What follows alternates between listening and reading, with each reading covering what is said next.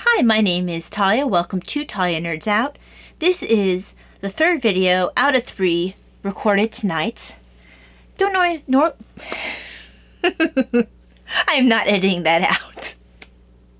I don't normally record this many at one time, particularly considering that this was a day I wasn't feeling very well for most of the day.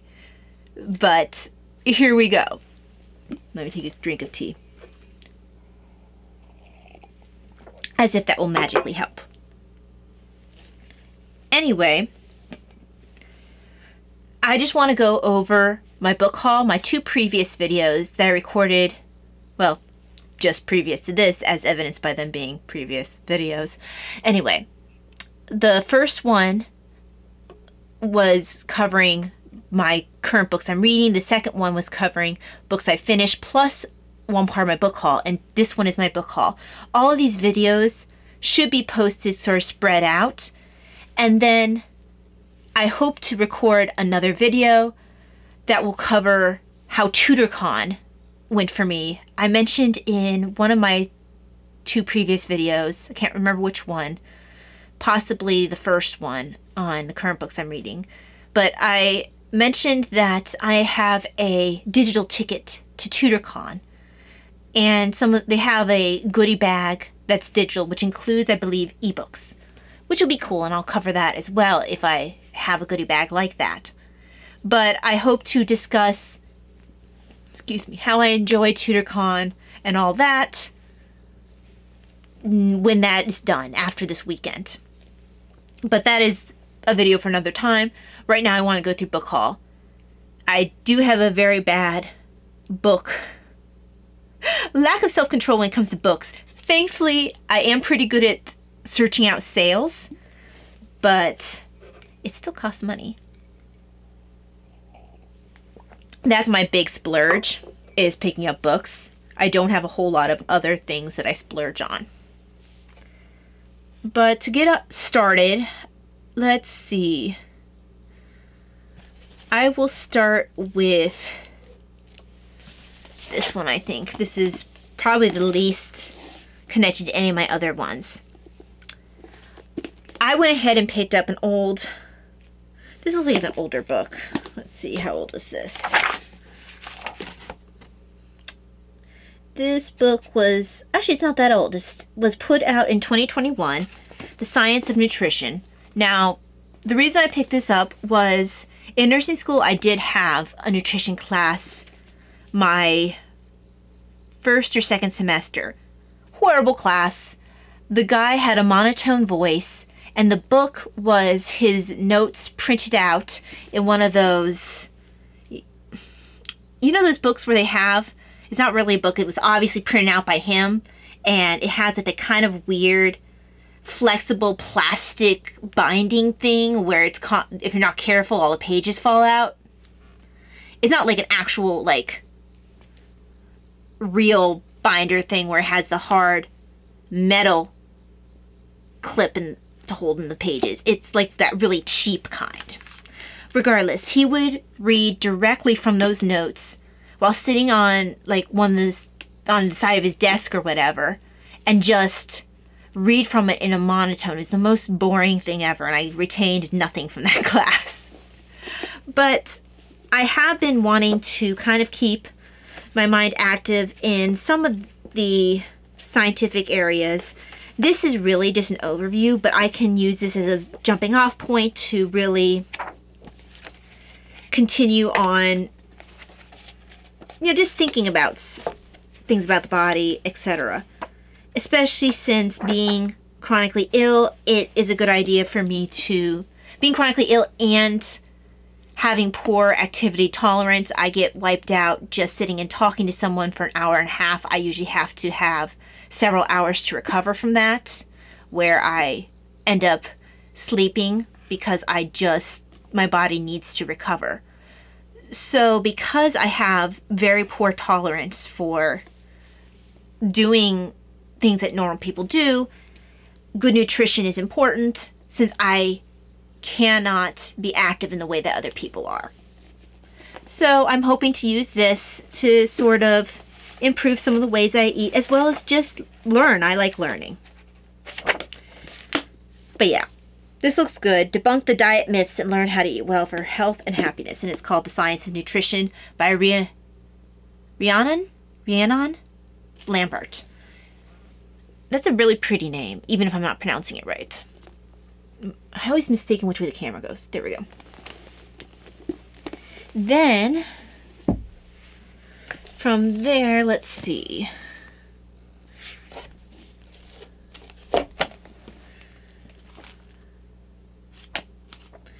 This is just a small little book I've been meaning to pick up for a while. I found it for really cheap on eBay, I want to say. John Paul II and the Meaning of Suffering. He suffered so much at the end of his life. I want to say he had Parkinson's. Can't remember what he either had Parkinson's or a stroke or something. He was really miserable at the end. Why do people... They bent the page. Where did it go? Don't bend the pages. Is that anyone else's pet peeve when someone bends the pages? Like, get a bookmark. The poor pages. It looks like they did it multiple places, too. Don't do that to the pages. So, obviously a used book because someone went and bent the pages. So this is something that... It's just... I can see reading this during a particularly bad day. Or just spreading it out. It's just nice to have something like this when you're dealing with some of the dark times. And if anyone's interested, that is by Robert G. Schroeder? Is that like the guy from Peanuts? Anyway. Lessons from a Spiritual Master. John Paul II and the Meaning of Suffering. And about the author, Robert G. Schroeder's own search for the meaning of suffering has been a lifelong pursuit, inspired by his encounters with pain as a person of faith. And, oh, he studied at Franciscan University too. Cool. I've heard of the University of Dayton. That's also in Ohio. Anyway.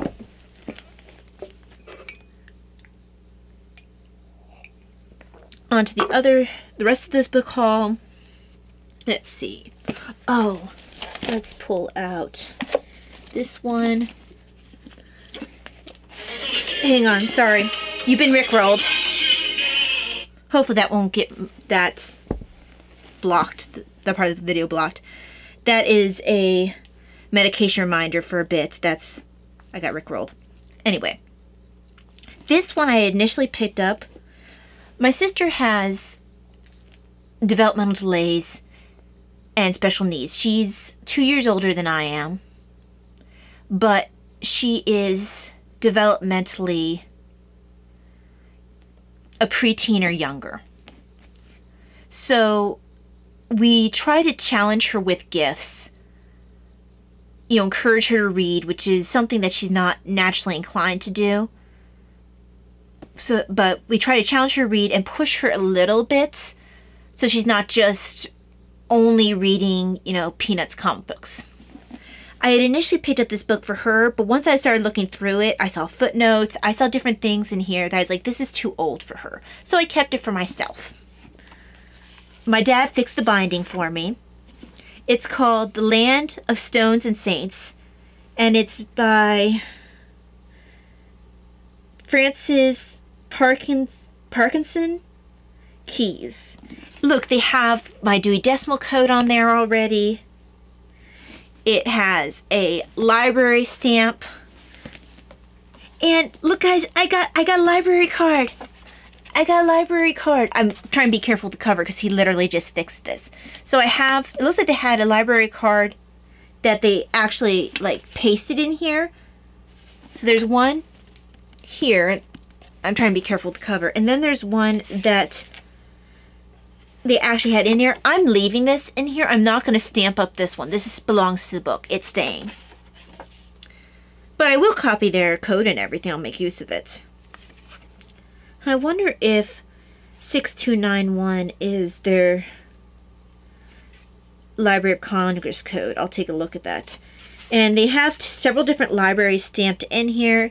One St. John High School in Pennsylvania, and the other one is Mount Gallatin Library, also in Pennsylvania. So that's cool. I'm always excited. I never get a library card. Or I rarely do. So, initially why I thought it might be good for my sister is it had these little short sections, little short biographies with this artwork. And I was like, oh, that might be good for her. But when I started reading it, I'm like, no, I think this is just a little bit beyond her at this point. She will lose interest. This really is aimed at someone a little bit older. But it covers people like, I think the first one might be, oopsie, careful, careful, careful, don't want to hurt this book.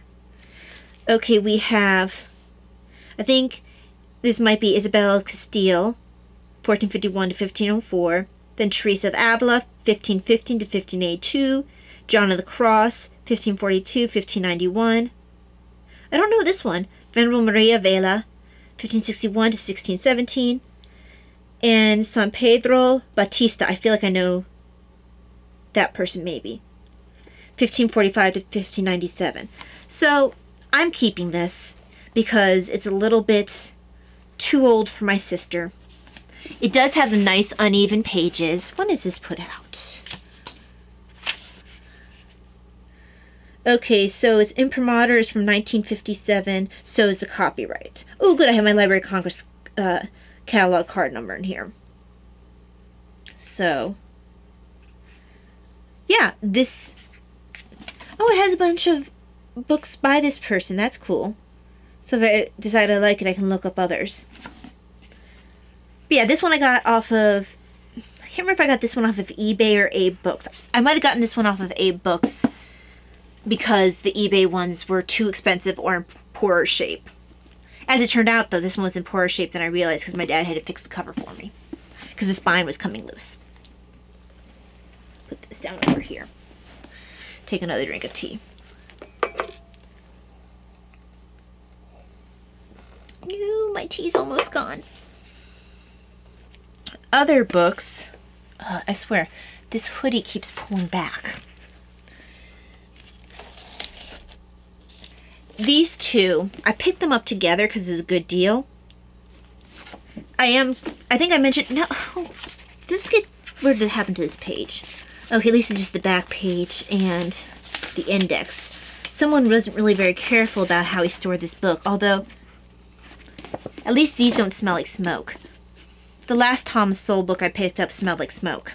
That one's on, it was world history. Now, these two I picked up together. This one is called, let's see.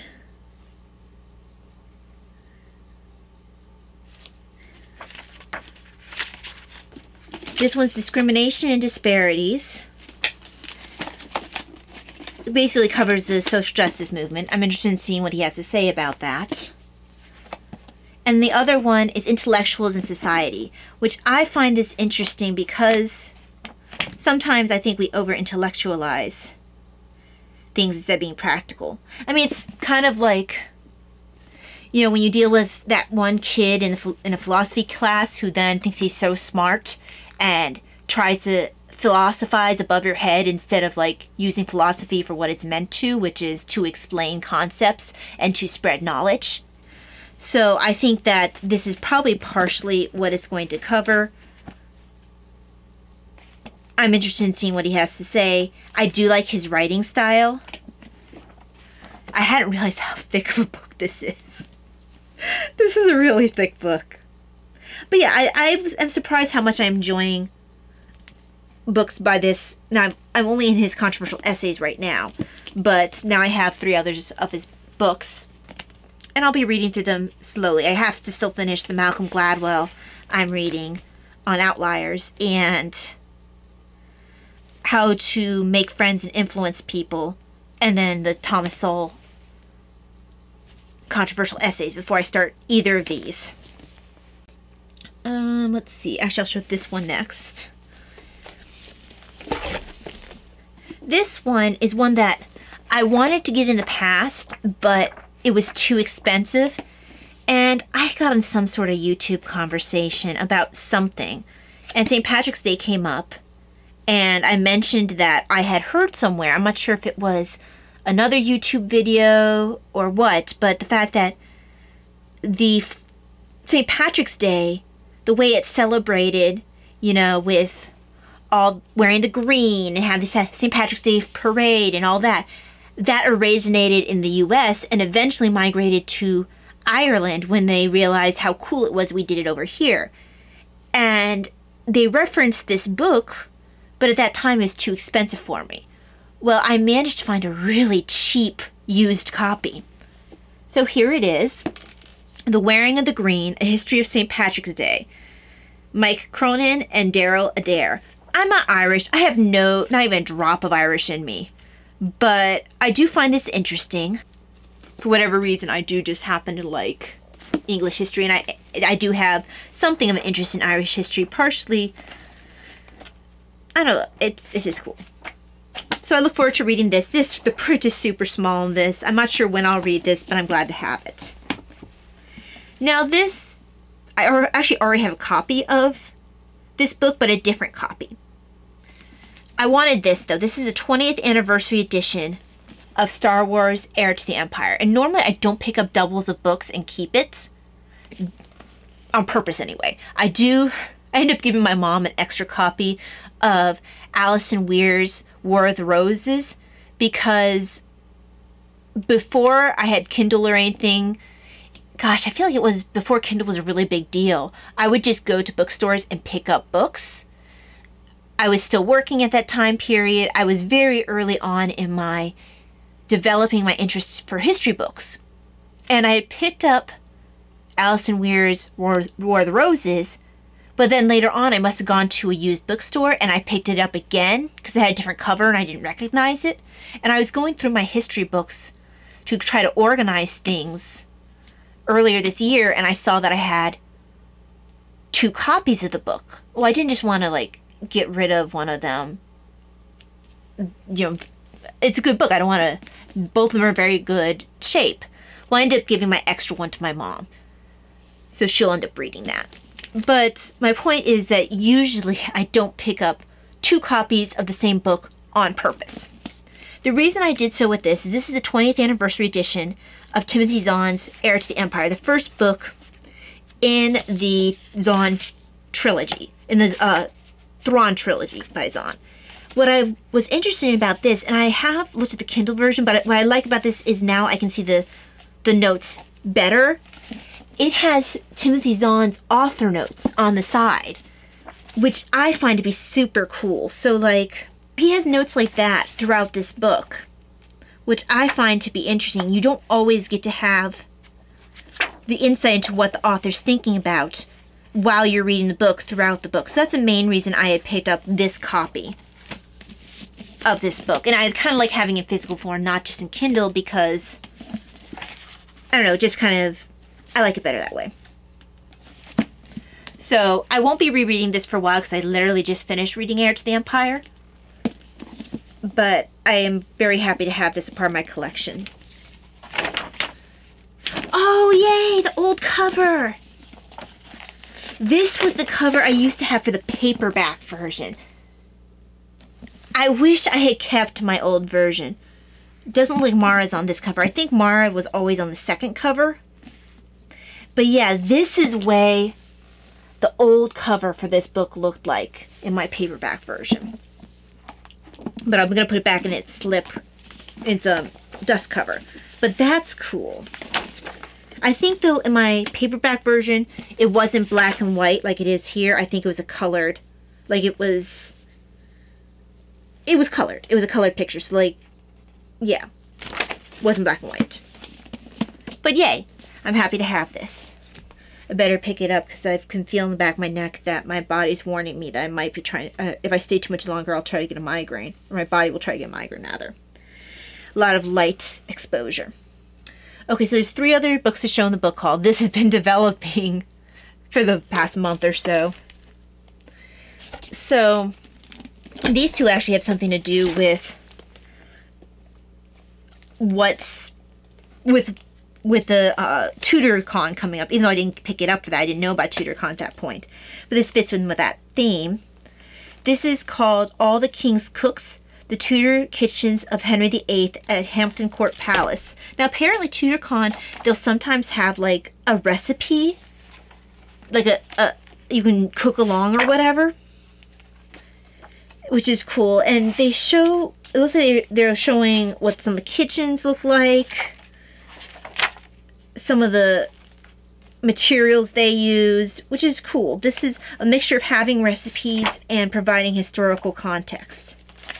So this looks like it'll be good. I believe there's also a lecture for TutorCon on cooking, or in the Tudor kitchen, something like that. So I look forward to reading this. It won't be this quarter, but it will be eventually. The other one, and I have been wanting to read about Thomas More for a while, but I had forgotten about this book. I had known about it, not even quite sure where I heard about it, but his son-in-law, William Roper, wrote a biography about, ooh, what's that? Oh, okay. I'm not sure what that was doing in the book. His son-in-law, William Roper, wrote a biography about him. I think this was not long after he died. The text is super small. And this is called Lives of St. Thomas More. I don't know why it's the lives versus the life of St. Thomas More.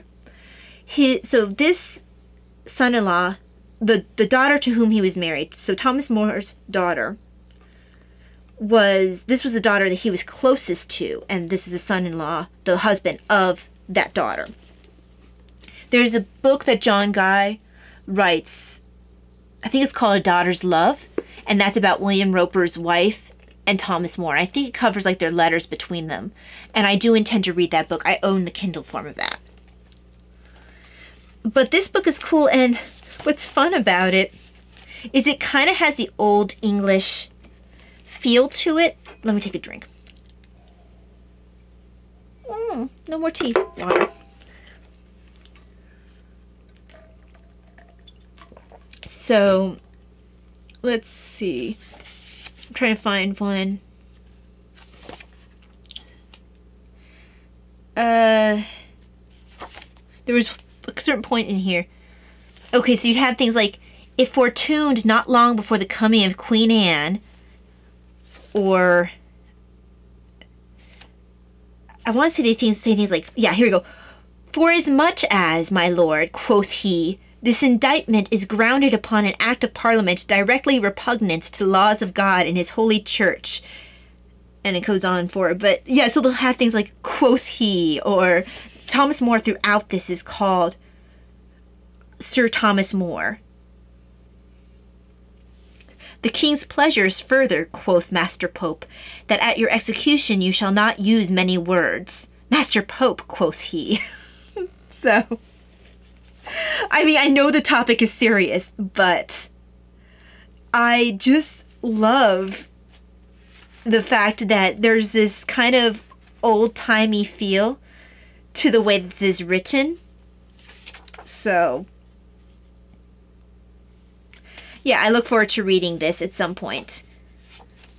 I had forgotten that William Roper had written a book about his father-in-law. It's not a big book. I mean, the text is teeny, and the way the language is written is not particularly modern, but I think it'll be enjoyable. Okay, last but not least, this is one that I've been wanting to read for a while, and I'll probably read it next quarter. The Forager's Spell, the true story of Vermeer, Nazis, and the greatest art hoax of the 20th century. This guy also wrote a book called The Rescue Artist, which I also intend to read at some point. The author's name is Edward Dolnick. The first book on art forgery that really gets to the bottom of the Han von Meijeren.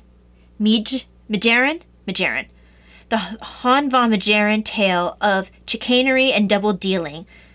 A spirited and provocative read. And that's just a review of it by someone called Thomas Hoving.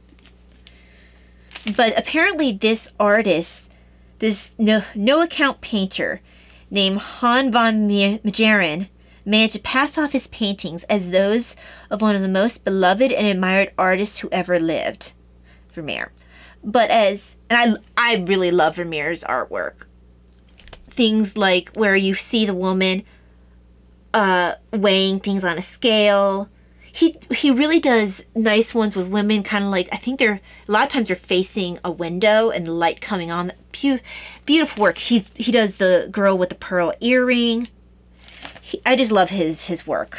I was blessed enough to have to go on a work conference in Boston one year when they had a Dutch Masters exhibit. And my family had gone up with me because my mom and dad had met in the Boston area. My mom, well, they were both at the same Air Force base. I'm trying to remember, was it Hanscom? No, that's somewhere else. Maybe? I can't remember. They were on an Air Force base in the Boston area. So they have a lot of fond memories of being there. So they went up and toured Boston while I was at my conference. And then together we had gone to this exhibit for the Dutch Masters. And we saw Vermeer's. We saw at least one Rembrandt. Beautiful. Anyway, so this guy, he would pass off his paintings as Vermeer. And I don't know if he did someone else as well. But anyway, for 7 years he would do this. But as Edward Dolnick reveals, the reason for the forger's success was not his artistic skill. Van Meegeren was a mediocre artist. His true genius laid in psychological manipulation, and he came within inches of fooling both the Nazis and the world. Instead, he landed in an Amsterdam court on trial for his life. And I believe that the con man's mark was Hermann Göring, one of the most reviled leaders of Nazi Germany and a fantastic collector of art. So this book is going to be so cool. So I'll be reading this one next quarter. I want to read the one about the Scarlet and the Black, the true story behind that. I have the one about the Writer's Circle for the Soviet Union. And I think, I have so many lined up. But I do hope to read this one next quarter. I mean, it will be read obviously at some point, but there's so many, but I just need to focus and read. So yeah, this video has run a little longer than I have anticipated. I feel like I've been more rambly than I intended to these past 3 videos. But that is it. That's my book haul. I hope the next time that I record, I will be able to talk to y'all a bit about TutorCon. But until that point, you have a very blessed day, and I will see you the next time I record. God bless. Bye-bye.